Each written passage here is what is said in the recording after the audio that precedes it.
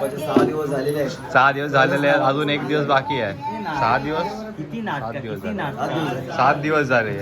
उद्या 8वा दिवस आणि 2:30 वाजले म्हणजे आजचा 8वा दिवस. असा विचार करून भिक्षा मागत असताना त्या दिवशी त्याला नेहमीपेक्षा जास्त भिक्षा मिळाली आणि मिळालेल्या जास्त द्रव्यातून त्याने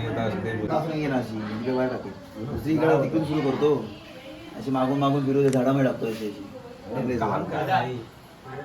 तिथे पण थोडे बल्ब लावलं म्हणजे होल्डर सुरू कर असं बोलतो चालेल. कसे कुटुंब सुरू कर पोहोचणार तिकडे जायचं काय भरपूर आहे. आणि बाय खाली घ्या बंटी बाय तुझे कपडे कुठे आहेत? वेळा तयारी चालू आहे पूजेची. वाटपात ना व्हिडिओ काढतोय, युट्यूबवर टाकतले ना. मग काय जेवण चालू आहे आमचे.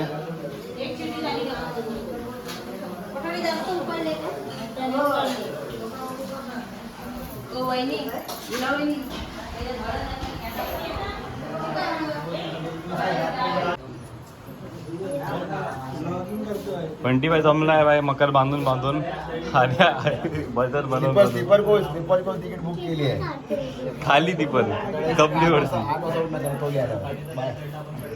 आणि साहिल वर्धेकर जमलेत बचल बनून बनून. जिदा मालिश करते लागा द्या ब्लॉगरला. ए लागत ना. मंदार वर्धेकर मकर वाढून हे आपण जमलेत. अक्षय वर्धेकर काय म्हणायचं तुम्हाला? काय नाही झोप येते. किती पाव खाल्ले आज? 6 दिवस झालेले आहेत. 6 दिवस झालेले आहेत, अजून 1 दिवस बाकी आहे. 6 दिवस किती 7 दिवस किती झाले. 7 दिवस झाले. उद्या 8वा दिवस आणि 2:30 वाजले म्हणजे आजचा 8वा दिवस. आणि आमचे उद्या म्हणजे आजच सत्यनारायणची पूजा आहे, त्यासाठी मकर वाढण्याचं काम चालू आहे.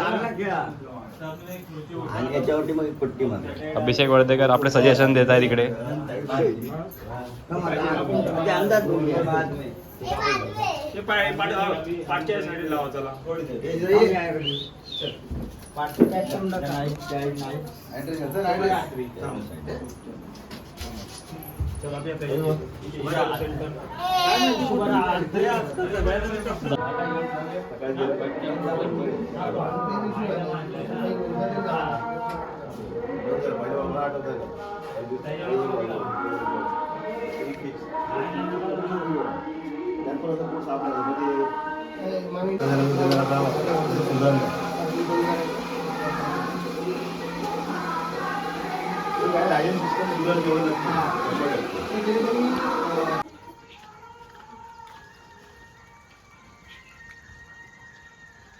आता बोला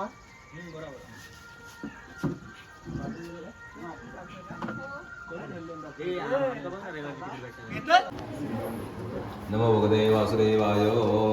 या कुंदे तुषारारदबला या शुभ्रवस्त्रावृता या वीणावरदंडमंदिरा या श्वेतपद्मासना या ब्रह्मादिशंकर प्रभुदेवैः सदा वंदिता समांबातु सरस्वती भगवती निशेषजाड्यावः.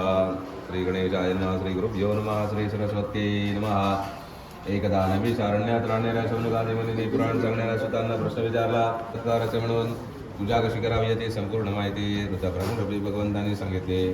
दुसऱ्या दिवशी तो ब्राह्मण सत्यनारायणाचे मनात चिंतन करेन. आज भिक्षा मिळेल त्यातून मी सत्यनारायणाची पूजा करीन असा विचार करून भिक्षा मागत असताना त्या दिवशी त्याला नेहमीपेक्षा जास्त भिक्षा मिळाली आणि मिळालेल्या जास्त द्रव्यातून त्याने यथाशक्ती पूजेचे साहित्य आणून बांधवांना मंत्रित करून मनोभावे सत्यनारायणाचे पूजन केले. त्यामुळे तो ब्राह्मण दारिद्र्यातून मुक्त झाला आणि सुखी झाला. प्रत्येक महिन्याला तो सत्यनारायणाची पूजा करू लागला. एकदा तो ब्राह्मण आपल्या परिस्थितीप्रमाणे सत्यनारायणाचे पूजन करीत असताना एक लाकडे विकणारा मणिविक्या त्या ठिकाणी आला. पूजन चाललेले पाहून मणिविक्या तिथेच थांबला. नंतर पूजा संपली तेव्हा त्याने तीर्थप्रसाद घेतला व त्या पूजेची माहिती ब्राह्मणाकडून विचारून घेतली.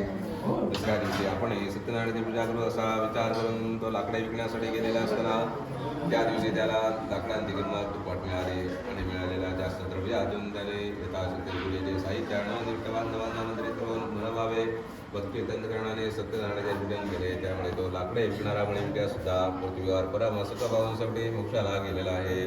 एवं मृते मनुष्याणामांच सिद्धिर्भवेद्रुवं विशेषतः कलियुगे लघुपायोऽस्ति भूतले इति श्रीस्कन्दपुराणे देवारण्ये सत्यनारायणव्रतकथायां द्वितीयोऽध्यायः। हरये नमो हरये नमो हरये नमः। सूतदांतात पूर्वी उल्कामुखनावादा एक राजा होता. एकदा हा राजा पत्नीसह नदीच्या तीरावर सत्यनारायणाची पूजा करीत असताना एक साधूवाणी तिथे आला. पूजन झालेले पाहून साधूवाणी थांबला. नंतर त्याने राजाकडून तीर्थप्रसाद घेतला व पूजेची माहिती विचारली. त्या साधूवाण्याला काही संतती नव्हती, त्यामुळे त्याला दुःख होत असे. मला जर संतती झाली तर मी सत्यनारायणाची पूजा करेन असा नमस त्या ठिकाणी साधूवाण्याने केला. आणि घरी गेल्यानंतर आपण केलेला नमस त्याने आपल्या लिहिले. त्यावेळी पूर्वी नमस केलेल्या मुलीची आठवण साधवण्याच्या पत्नीला झाली आणि तिने इष्टबांधवांना आमंत्रित करून सत्यनारायणाचे पूजन केले व नमस्कार करून म्हणाले, हे भगवंता, माझे पती व जावई यांचे अपराध माफ करून आपण आम्हाला क्षमा करा.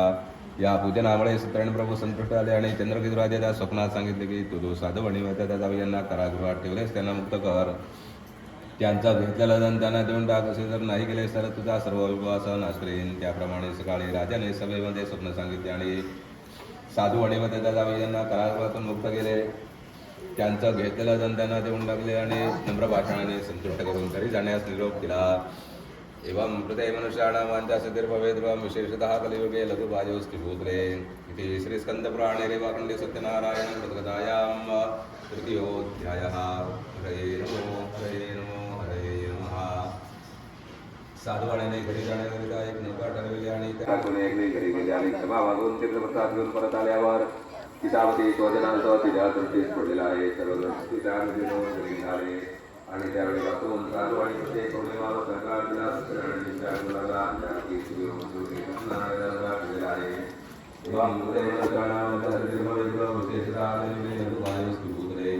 इति श्रीस्कन्दपुराणे रेवाखण्डे सत्यनारायणव्रतकथायां चतुर्थोऽध्यायः। हरये नमो हरये नमो हरये नमः। सूतजानकात पूर्वी अंगद नावाचा राजा प्रजेचे पालन करण्याविषयी तत्पर होता. एकदा हा राजा अरण्यात प्राणांची शिकार करून विश्रांतीसाठी म्हणून एका वडाच्या झाडाजवळ आलेला असताना काही गवळी लोक एकत्र येऊन सत्यनारायणाची पूजा करीत आहे जसे राजाला दिसले. परंतु ते पाहून राजा त्या ठिकाणी गेलेला नाही किंवा भगवंतास नमस्कार सुद्धा केला नाही. तरी सुद्धा गोपबांधवांनी प्रसाद राजापुढे ठेवला व ग्रहण करण्याची विनंती केली. नंतर सर्व गोपबांधवांनी प्रसाद भक्षण केला व आनंदी झाले. राजा मात्र प्रसाद न घेतल्यामुळे अतिशय दुःखी झाला. त्याचे सर्व धनधान्य ऐश्वर्य नष्ट झाले आणि हे प्रसाद न घेतल्यामुळे झाले. जेव्हा लक्षात आले तेव्हा जिथे गोपबांधवांनी पूजा केली होती तिथे राजा गेला आणि त्याने परत गोपबांधवांना मंत्रित करून मनोभावे युक्त अंतकरणाने श्रद्धायुक्त अंतकरणाने सत्यनारायणाचे पूजन केले. त्यामुळे तो राजा पूर्वीप्रमाणे धनापुत्र ऐश्वर्याने संपन्न झाला.